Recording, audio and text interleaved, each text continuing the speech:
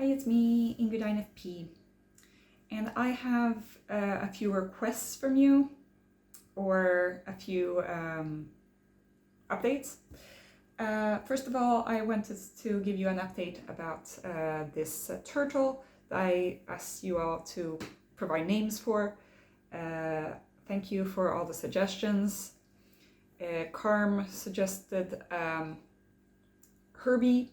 Unfortunately, Herbie is the name of a caterpillar that we named 2 years ago together. And yeah, RIP to Herbie the caterpillar, but I didn't want this turtle to be named after a dead caterpillar. So that's not why I did not choose the name Herbie.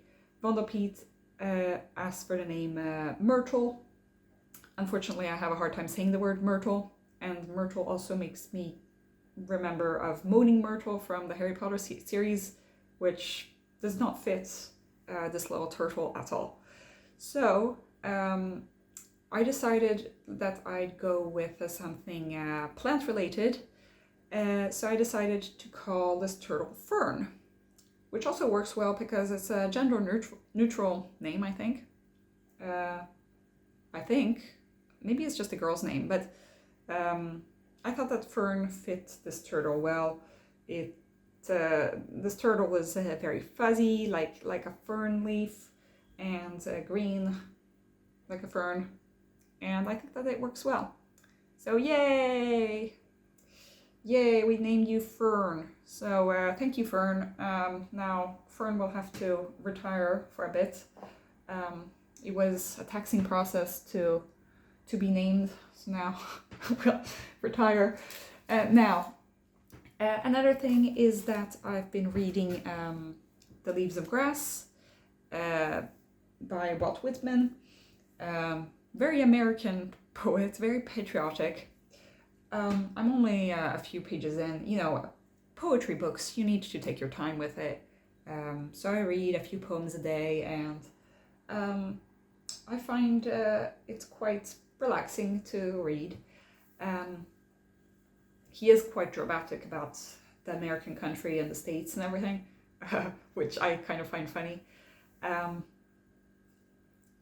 I want to ask you guys to, if you have a suggestion of a poem for me to do in my crochet poetry corner that I can analyze and tell you guys, please leave it in the comments,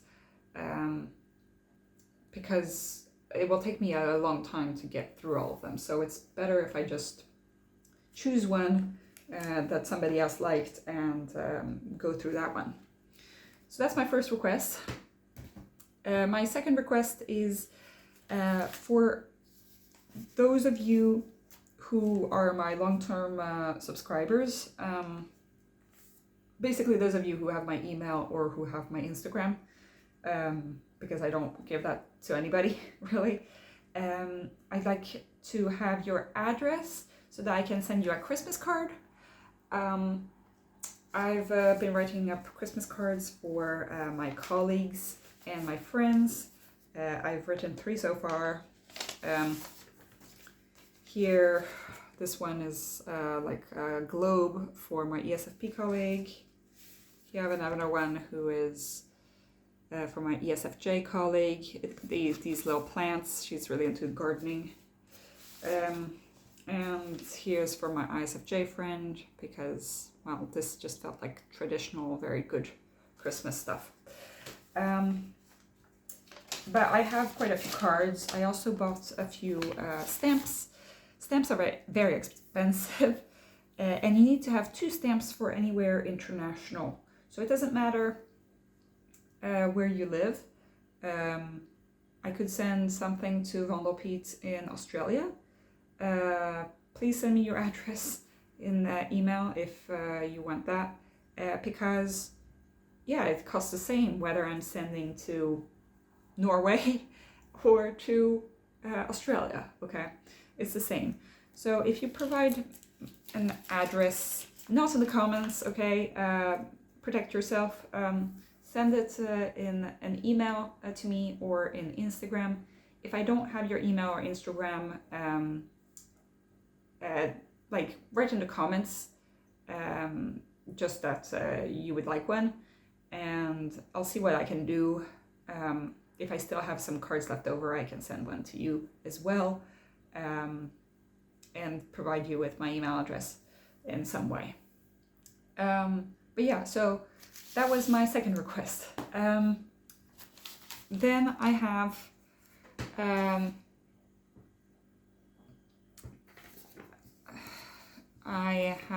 this thing going on where I'm going to have a planning meeting with the neuro rehab finally for what kind of help I need for my autism diagnosis.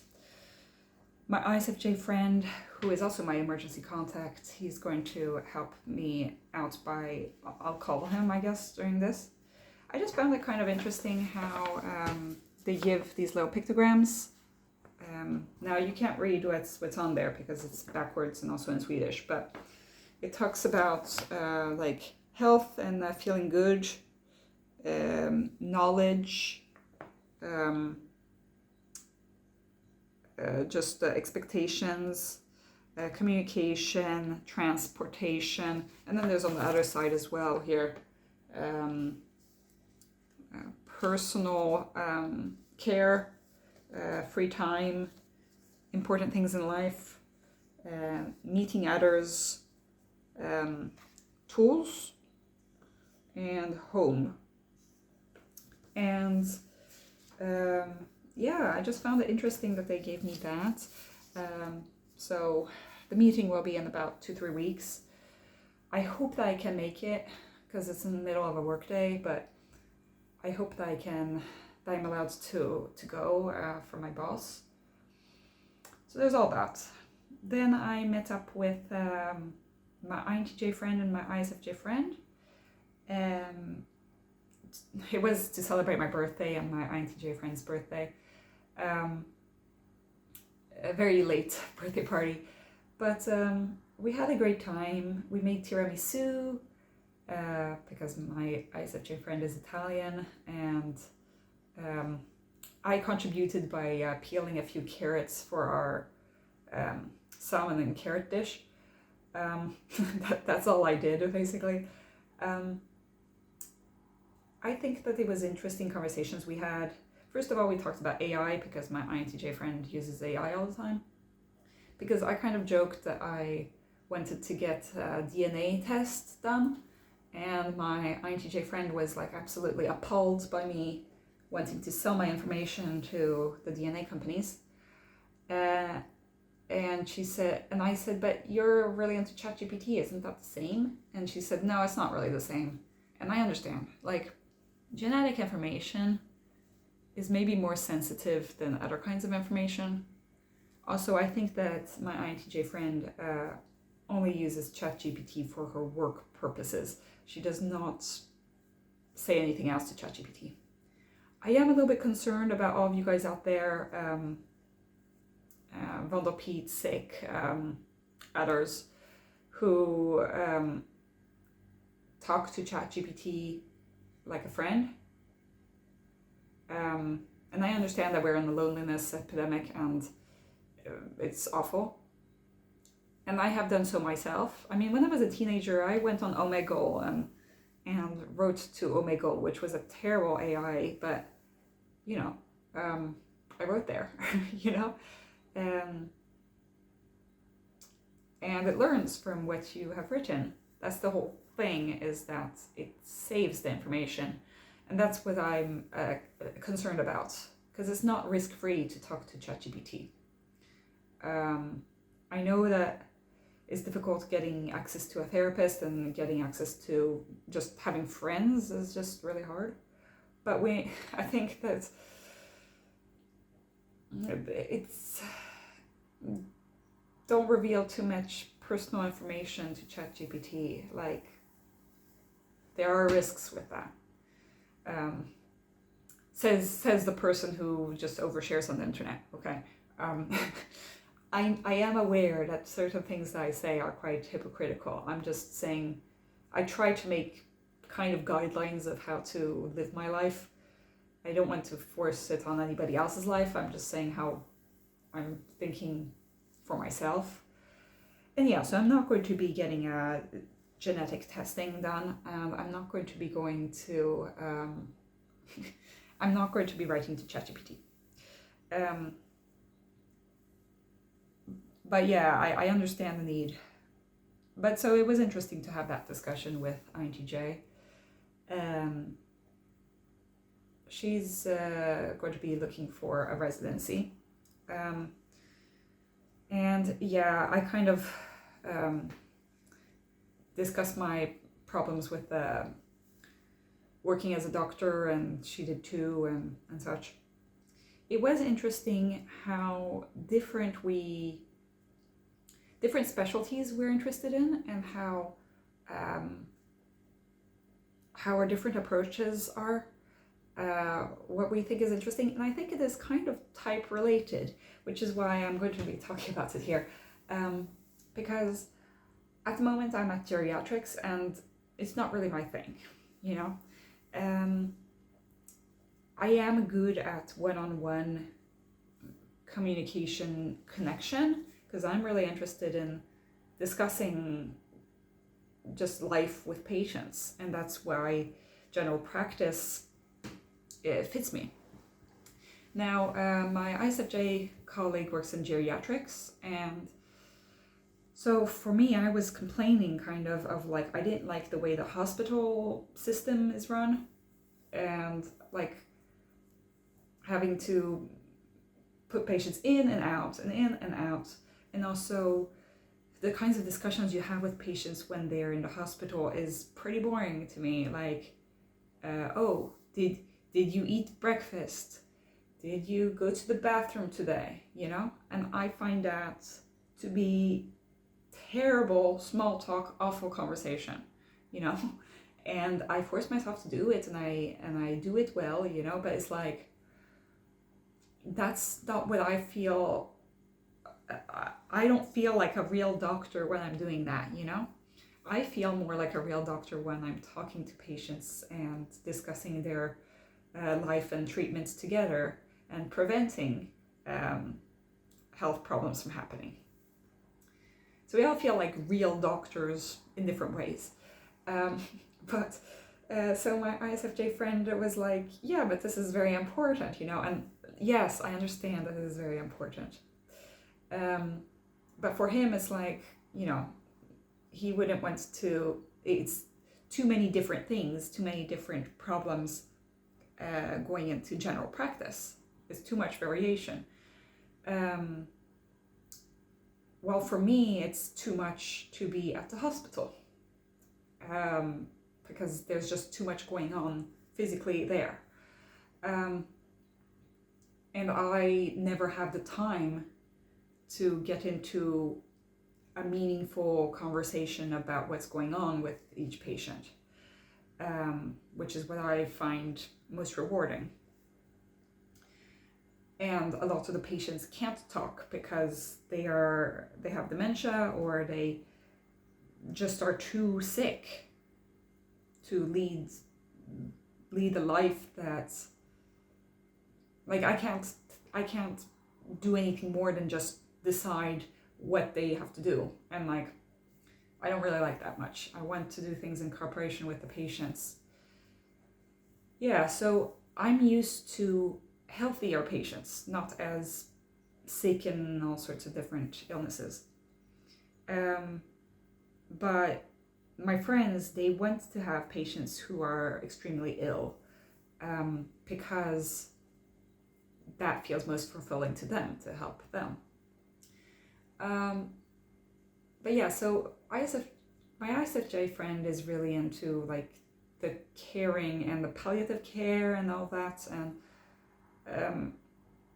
making sure that the patient is doing as well as they can for as long as they can, but also making sure that they have a proper death that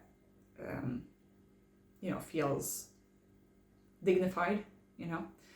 And then there's my INTJ friend who wants to skip all the small talk. So she finds that the conversations that I have with my patients are extremely boring. She wants to save people who are dying, and she's worked in surgery, and she wants to work in internal medicine, so like heart attacks and stuff. So for her, it's better if the patient is like, almost on the brink of death, and then fixing the problem and making them feel better. And that's where she feels that she's doing the best job as a doctor. And making those quick decisions, And I see that being an INTJ thing, making those decisions, prioritizing all the TE kind of stuff. And making an analytical choice and taking action on that.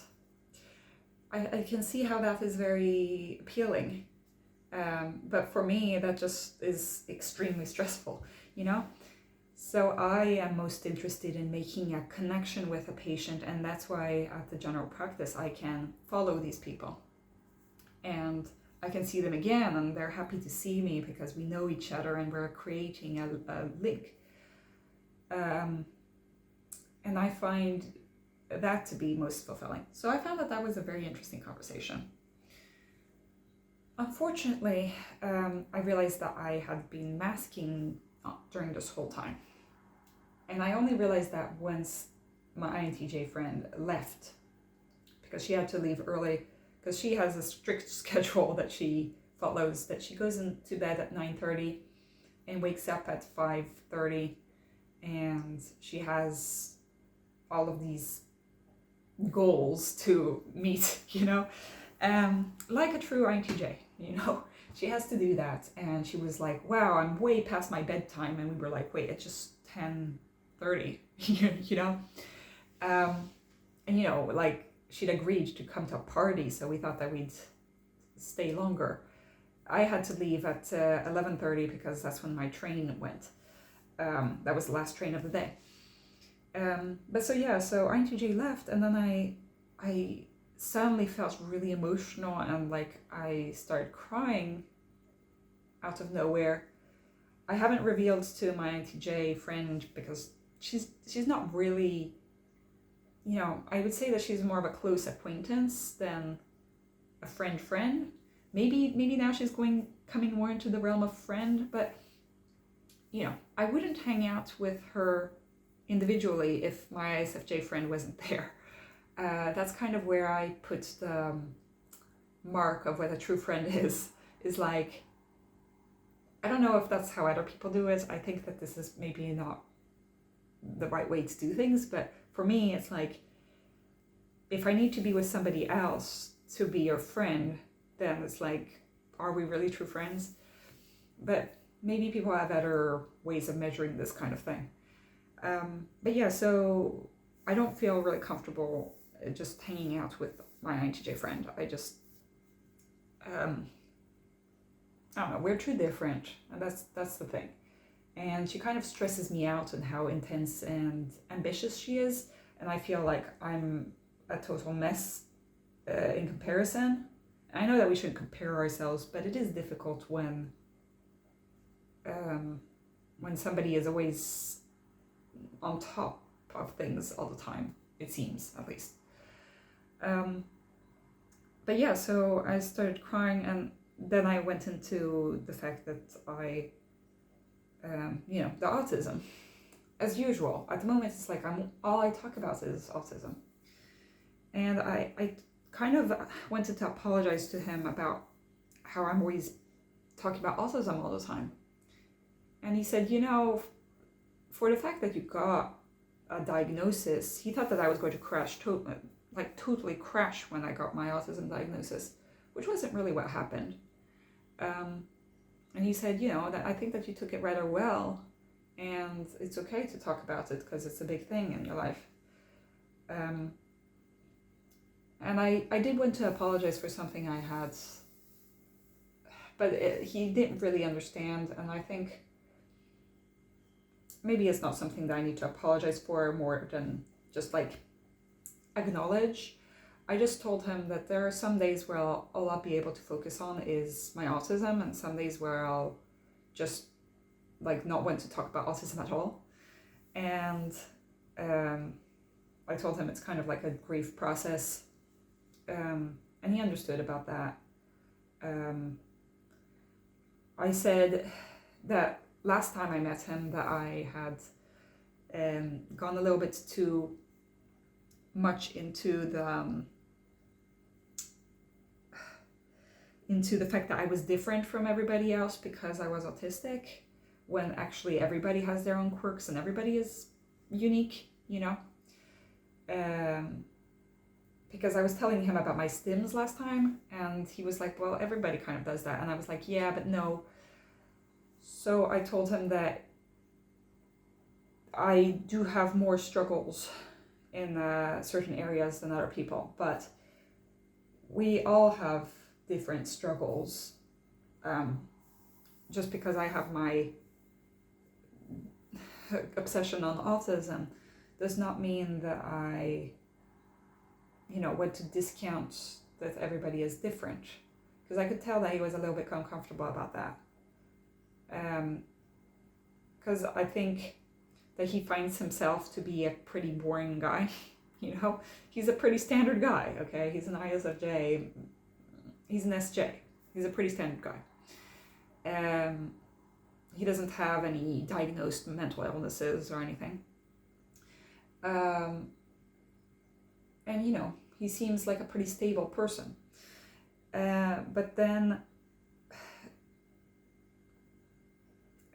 he feels self-conscious about certain things. And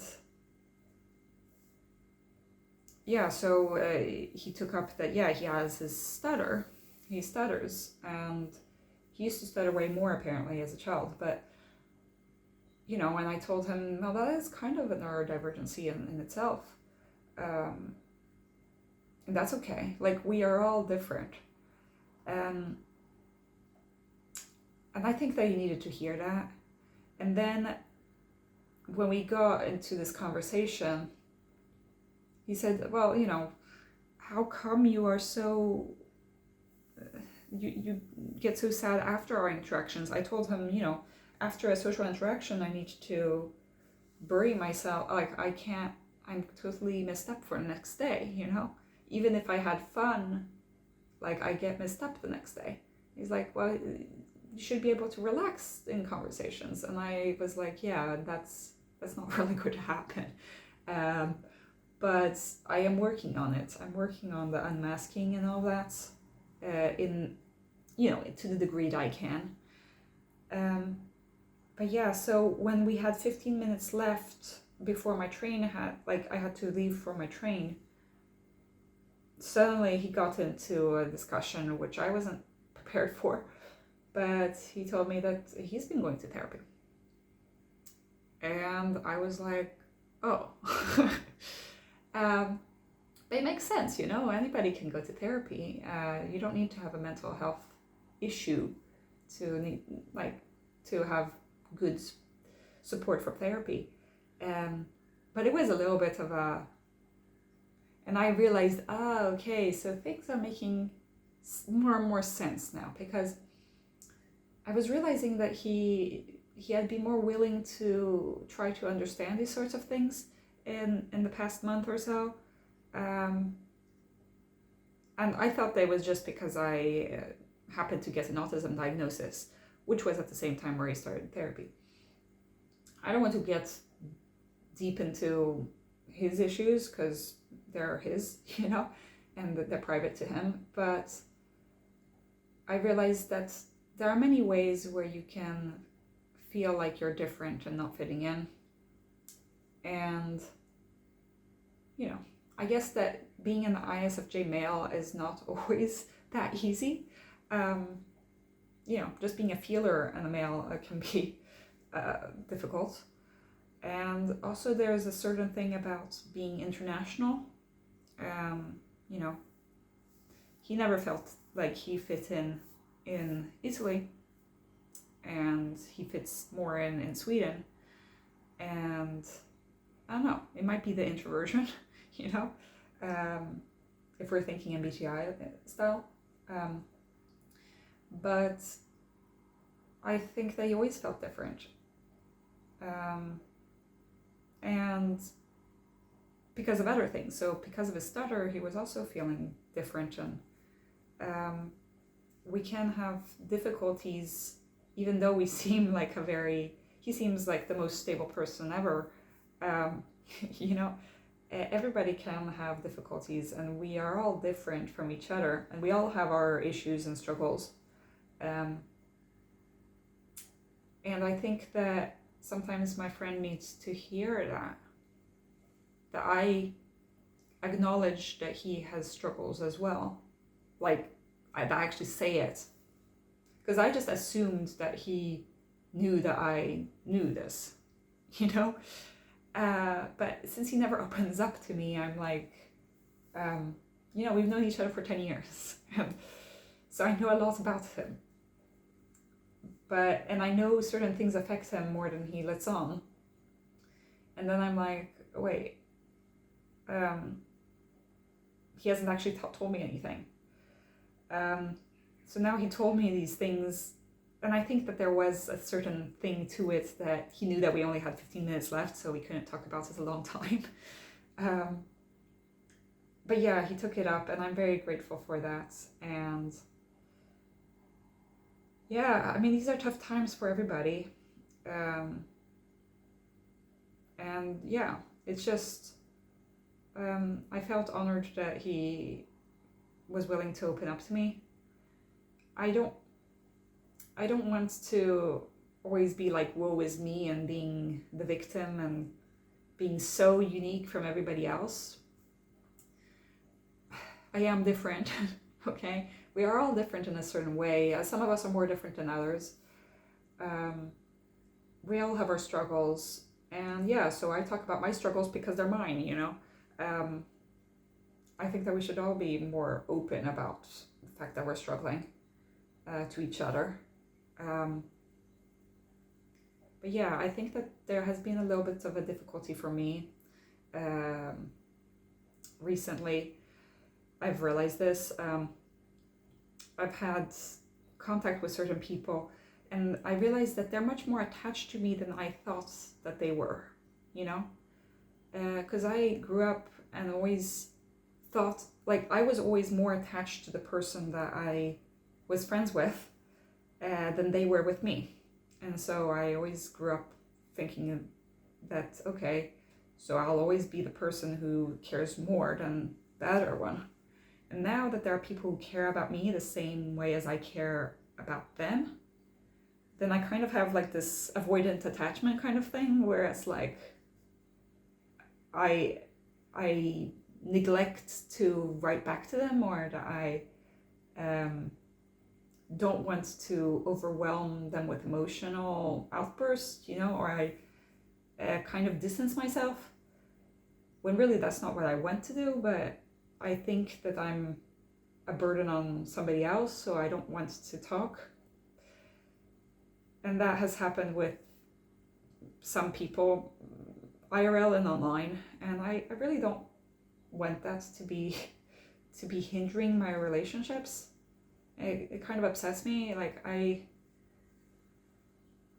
so I've been so used to rejection, I guess, that I've started distancing myself to avoid getting hurt, you know, and even from my best friends, you know, where it's like, I don't want to bring up a touchy subject with a friend, or I don't want to I don't want to show my appreciation too loudly for how much they mean to me.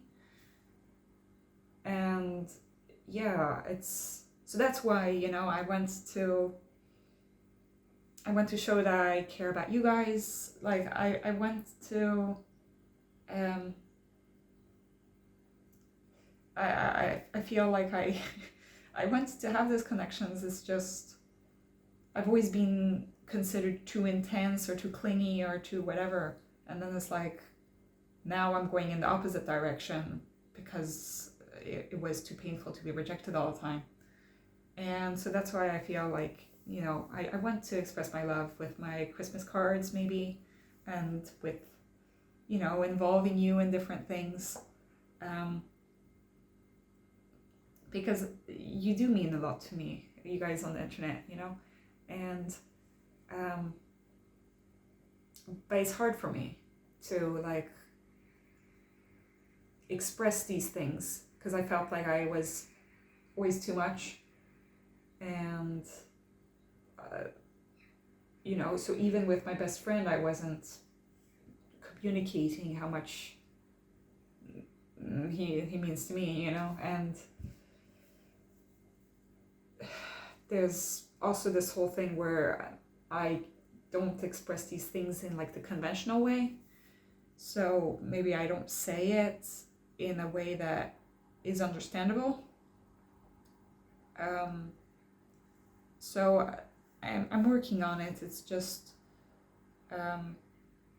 you know, it makes me sad that the people that I love and care about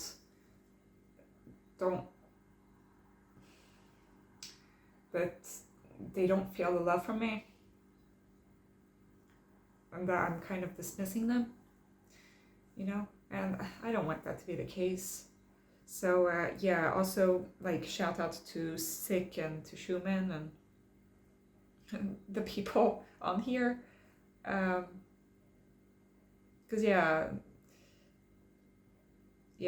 Schumann got sad. Like, and I understand, you know, but yeah, I have these issues in real life as well, you know. Like my friend and I are quite similar in a way. My ISFJ friend and I, we both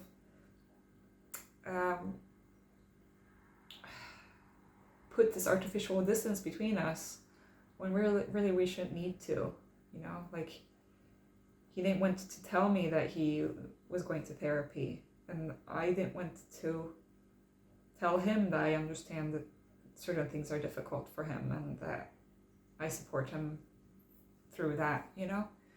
And I think we should just be more open about expressing our love for each other. So we hugged, and it was really, really good, you know. But I think it's difficult for us because in certain ways we grew up pretty similarly, and I think that there is something to the attachment styles and such, because I thought that I was anxious attachment style, but I think that I have a disorganized attachment style. Like, it's a little bit all over the place for me, where I'm both too clingy and too distant, and it's like it's difficult. So yeah, all this to say that I have given you the requests I have. Well, one of them is thank you for helping me name this turtle, and then the poem in the Leaves of Grass. If you have a poem in Leaves of Grass or another poetry, another poem that you'd like me to do a video on. And then there's the Christmas cards. If you would like to have one, please contact me. Yeah, so that's all I had to say for today. It's a long video. Have a great day. Bye.